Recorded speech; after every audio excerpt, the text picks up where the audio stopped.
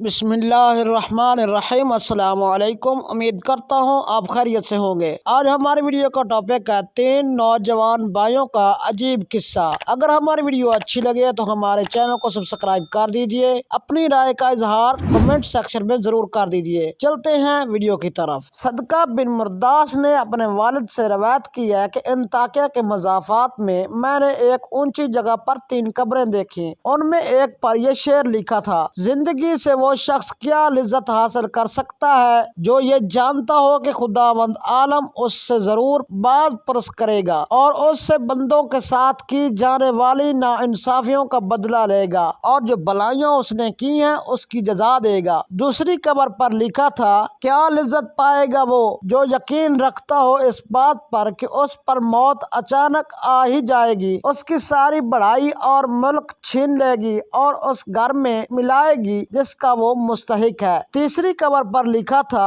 कैसे मजे लूटेगा वो शख्स जिसका रुख ऐसी मंजिल की तरफ है कि जिस पर उतरना जवानों को बूढ़ा कर देता है, जो चेहरे के नकूश को बहुत जल्द मिटा देता है और जिसके जोड़ वो सीधा हो जाएंगे। ये तीनों कब्रें एक सफ में कुहान की शक्ल में बनी हुई थी। रावी कहता है कि मैं एक बूढ़े के पास जाकर बैठ गया और उससे कहा, मैंने तुम्हारी बस्ती में एक अजीब बात देखी है। उसने कहा, क्या देखा है? मैंने वाकया बयान किया। उस बूढ़े शख्स ने कहा कि इनका किस्सा इससे ज्यादा ताज्जुब खेज है जो तुमने उनकी कब्रों पर देखा। मैंने कहा, सुनाओ क्या है? उसने कहा, ये 3 भाई थे। उनमें से एक बहुत बड़ा ओहदेदार था जो बादशाह के साथ रहता था और शहरों और लश्करों के इंतजामात पर मामूर था। दूसरा एक मालदार ताजिर था, वो भी बादशाह के खास लोगों में से था। तीसरा एक इबादत गुजार शख्स था जो इबादत के लिए अपने आप को फारिग किए हुए था।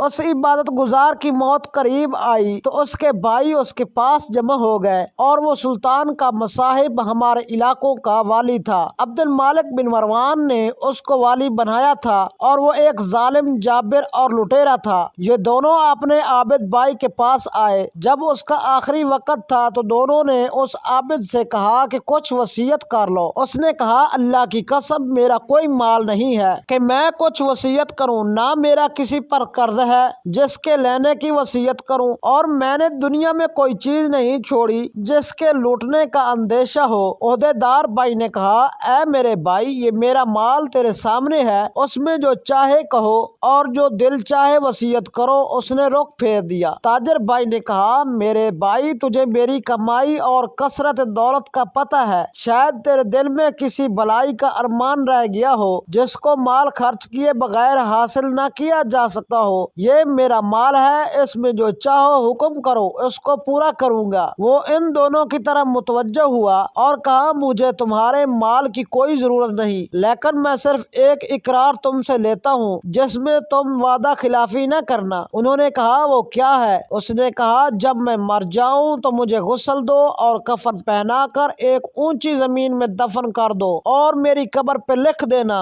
जिंदगी से वो शख्स क्या मजा ले सकता है जो ये जानता हो कि खुदावंद आलम ने उससे बाद पुरस करेगा और उससे बंदों के साथ नाइंसाफी का बदला लेगा और नेकियों की जजा देगा। जब ये काम कर लो तो रोजाना मेरी कब्र पर आया करना, शायद तुम्हें नसीहत नसीब हो। उन्होंने उसकी मौत के बाद ऐसा ही किया और उसका ओहदेदार भाई अपने लश्कर के साथ कब्र पे आता और उतर कर इन अशार को पढ़ता और रोता। जब तीसरा दिन हुआ तो लश्कर के साथ हस्बे मामूल आया और उतर कर रोने लगा। फिर जब वापसी का इरादा किया तो उसने कब्र के अंदर से धड़ाम की आवाज सुनी। करीब था कि उसका दिल उससे फट जाता। चनाचा वो घबराहट और खौफ के साथ वापस हुआ। जब रात हुई तो उसने अपने भाई को ख्वाब में देखा और उससे पूछा, ऐ मेरे भाई, तुम्हारी कब्र से जो आवाज सुनी वो क्या थी? उसने कहा, वो हथौड़े की आवाज थी। मुझे कहा गया कि तूने मजलूमों को देखा फिर उसकी मदद न की। चनाचा वो शख्स सुबह गमजदा उठा और अपने भाई को और दूसरे खास लोगों को बुलाया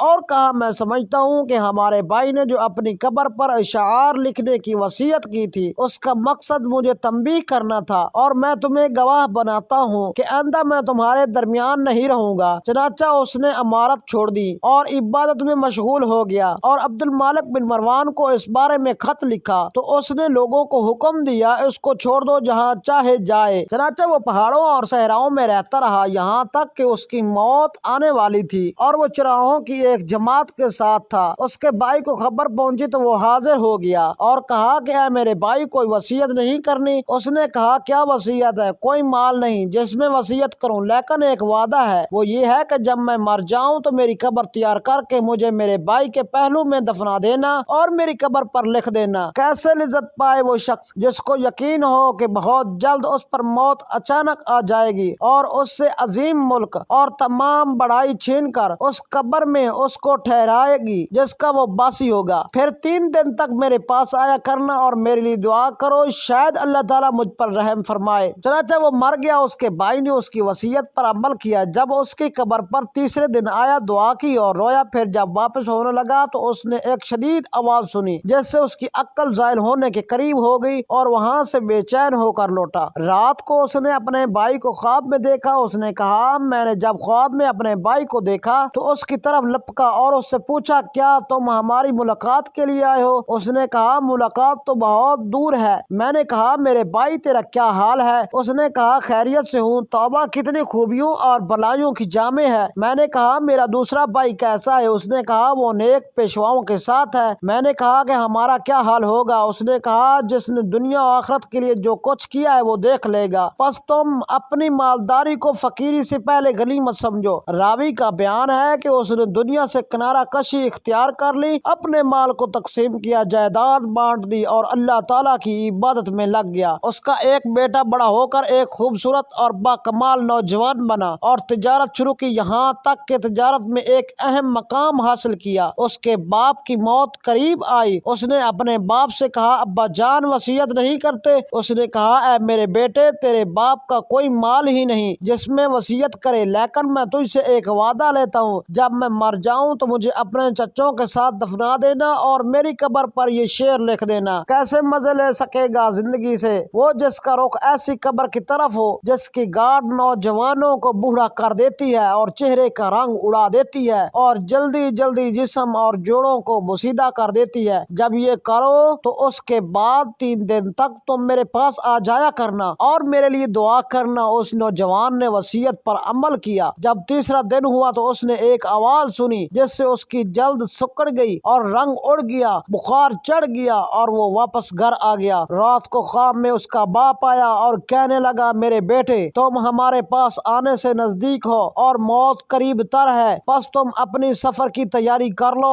और कोच का बंदोबस्त करो। अपना सामान इस घर से बांध लो जिससे तुम्हें निकलना है और इस घर की तरफ जिसमें तुम्हें जाना है, और धोखे में न रहो। लंबी लंबी उम्मीदें लगा कर जैसे तुमसे पहले लोग धोखे में रहे और अपनी आखिरत के मामले में कोताही की नतीजा मौत के वक्त उनको शदीद नदामत लाहिक हुई और उम्र की बर्बादी पर कफ अफसोस मिलते रहे। चनाचा न उनको अफसोस ने कुछ फायदा पहुंचाया और न ही कोताहियों पर शर्मिंदगी ने उनको इस शर से निजात दिलाई जिसका सामना वो करेंगे क़यामत के दिन अपने बादशाह की तरफ से। ऐ मेरे बेटे, जल्दी करो, जल्दी करो, जल्दी करो। अब्दुल्ला बिन सदका कहते हैं, जिस बूढ़े ने ये वाक़या सुनाया उसने बताया कि जिस रात को उस नौजवान ने ये ख्वाब देखा, सुबह मैं उसके पास गया तो उसने वो ख्वाब हमें सुनाया और कहा, मुझे यकीन है कि बात ऐसे ही है जैसे मेरे बाप ने कही और मैं समझता हूँ कि मौत मेरे सर पर मुंडला रही है। रिश्तेदारों और लेन देन वालों से मामला साफ किया और सलाम कहा और लोगों से अलविदा कहा। लोगों ने उसे अलविदा कहा जैसे किसी को किसी चीज से डराया गया हो और उसको उसकी तवक्को भी न हो। वो कहता था कि मेरे बाप ने कहा, जल्दी कर, जल्दी कर, जल्दी कर। इन तीनों से मुराद 3 लम्हात है तो वो गुजरे, लिहाजा वो नहीं है। अगर 3 दिन हो तो वो कैसे गुजरेंगे, या 3 महीने हो और या 3 महीने और मैं नहीं समझता उस वक्त तक जिंदा रहूंगा, या 3 साल। ये तीनों महीनों से भी जायद है और मैं नहीं चाहता इनसे मुराद साल हो। चनाचा वो 3 दिन तक बख्शता रहा, सदका करता रहा। जब उस ख्वाब को तीसरा दिन हुआ तो उसने सुबह सवेरे अपने अहलो अयाल को जमा किया, उनको अलविदा कहा और सलाम कहा, फिर किबला रुख होकर लेट गया और आंखें बंद कर ली और कलमा शहादत पढ़ा और वफात पा गया। अल्लाह ताला